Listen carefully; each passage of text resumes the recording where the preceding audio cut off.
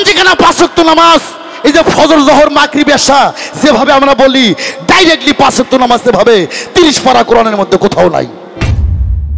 গরুর গোস্ত খাইলে মুসলমান হয়, ওই ধনের মাথা কাটলে মুসলমান হয়, কখনো না। হ্যাঁ, ওইটা হিন্দুরও বেকাদাত পরে কাটায়, ওইটা কাটলে মুসলমান হয় না।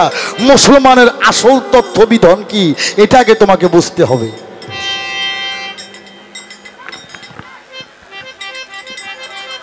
তাই বাবার নামাজ পড়লেন নামাজি, হজ করলা হাজি, রোজা করলা রোজাদার, দান করলে দানশীল, কোরআন পড়লে হাফেজ কিবা কারি। আমার আল্লাহ কইছে বান্দা বান্দি রে, তোরা পরিপূর্ণ মুসলমান না হও পর্যন্ত জানি আমার কবরে আইও না।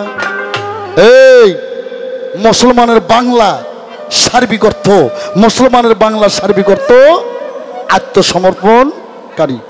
আত্মসমর্পণ কোথায় করতে হবে? একজন হক্কানি আলেম এবং হক্কানি পীর। আলেম শব্দের অর্থ জ্ঞানী, আলেম হচ্ছে ফার্সি ভাষা, আলেম শব্দ হচ্ছে ফার্সি ভাষা, আলেম মানে জ্ঞানী, আর পীর হচ্ছে ফার্সি ভাষা, পীর মানে বুড়ো। কিসের বুড়ো? জ্ঞানের বুড়ো, যার মধ্যে জ্ঞান আছে সেই পীর। আর জ্ঞানী না হবেন তো একজন হক্কানি আলেম হওয়া যাবে না। তাই আমি বাংলাদেশে বলতে চাই, হক্কানি আলেম না সাধারণ তো কেউ যেন পীর সাইজো না, আর জ্ঞানী না হবেন তো কখনো যেন আলেমের খাতায় নাম দিও না। আত্মসমর্পণ যে করবে সে হচ্ছে পরিপূর্ণ মুসলমান। আর পরিপূর্ণ মুসলমান যারা হলো না তারা এহকালে অন্ধ পরকালে অন্ধ। আল্লাহ বলছে অন্ধর জন্য আমি বড় জাহান্নামটা বানায় রাখছি। আস্তে কয় কোথায় লেখা আছে তোমাকে আত্মসমর্পণ করতে হবে, বাইয়াত গ্রহণ করতে হবে?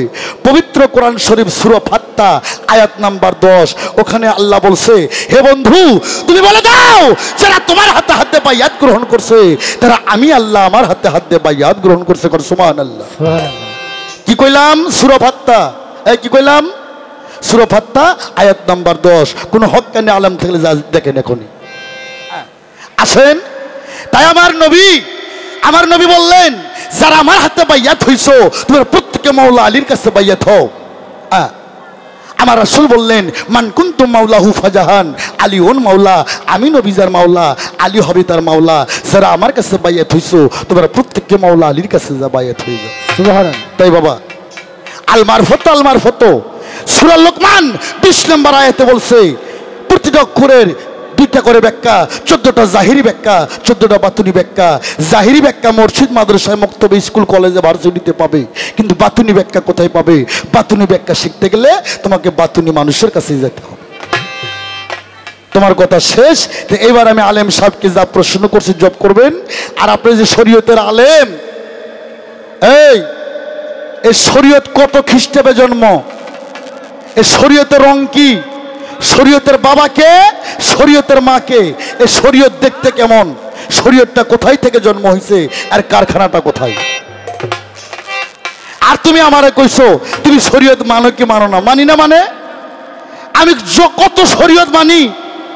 আমি যখন আমার আব্বা যখন আমার মাকে বিয়ে করছে কলমা পড়াই নাই বাবা, ওটা শরীয়ত না।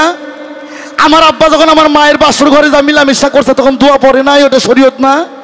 সকালবেলা আমার আব্বা আম্মা ফরজ গোসল করছে, এটা শরীয়ত না। আমি যখন হয়েছি ভূমিষ্ঠিত পড়ছি তখন আজান দিচ্ছে, এটা শরীয়ত না। আমি যখন একটু বড় হয়েছি মায়ের কোল আলাদা করছে, এটা শরীয়ত না। আর একটু বড় হয়েছে আমার নুনু কাটা এনেছে, এটা শরীয়ত না। কত শরীয়ত করছি আমি, শরীয়ত কইরা থুইয়া এখন আমি ইলমে মারফতে আমি আল্লাহর দর্শনে আছি। আর তুমি এখন আমাকে ডাক পারতাছো?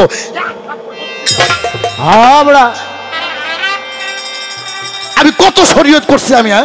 শরীয়তের পাঞ্জেখানা 5 ওয়াক্ত নামাজ, হজ যাকাত রোজা কালেমা মাতা পিতার খেজমত আজান বিয়ে কলেমা সব পারি দিয়ে আসছি। আমি এখন ইলমে মারফতে আমি আল্লাহ রাসূলের লৈকট্য লাভ করার জায়গায় আছি। আর এখান থেকে তুমি আমাকে ডাক পারো? এটা ফাজলামি ছাড়া আর কিছু না। তোমার শরীয়তের পাঞ্জেখানা 5 ওয়াক্ত নামাজ। এই আসতে 10 টাকা থেকে একটা কায়দা বই কিনবেন।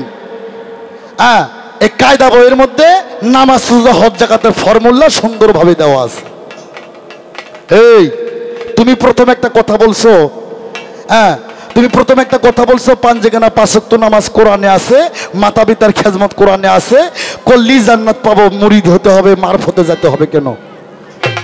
এই পাঞ্জেখানা 5 ওয়াক্ত নামাজ এই যে ফজর জোহর মাগরিব এশা যেভাবে আমরা বলি ডাইরেক্টলি 5 ওয়াক্ত নামাজ সেভাবে 30 পারা কোরআনের মধ্যে কোথাও নাই। চ্যালেঞ্জ আনোয়ার সরকার। তবে কোরআনে আছে সালাত, কোরআনে আছে সালাত, ওয়াকিমুস সালাত অতুল যাকাত। সালাতকে কায়েম করো আর যাকাতকে প্রদান করো। সালাত এক জিনিস, নামাজ হচ্ছে আর এক জিনিস। বাবা কোরআনটা কি বাবা? বাবা কোরআনটা কি? আরবি ভাষা। আরবি ভাষা। আর নামাজটা ফার্সি ভাষা। ফার্সি ভাষা। হ্যাঁ, কোরআন শরীফে বলছে ওয়াকিমুস সালাত অতুল যাকাত, সালাতকে কায়েম করো আর যাকাতকে প্রদান করো। এই জায়গায় আমার আরেকটা প্রশ্ন, মুন্সি সাহেব তুমি সুন্দর করে বলবা, এই যে ওয়াকিমুস সালাত অতুল যাকাত কোরআনে বলছে, এই সালাতের যাকাতটা কি? যদি কেউ বলে ধান চাউল টাকা পয়সা,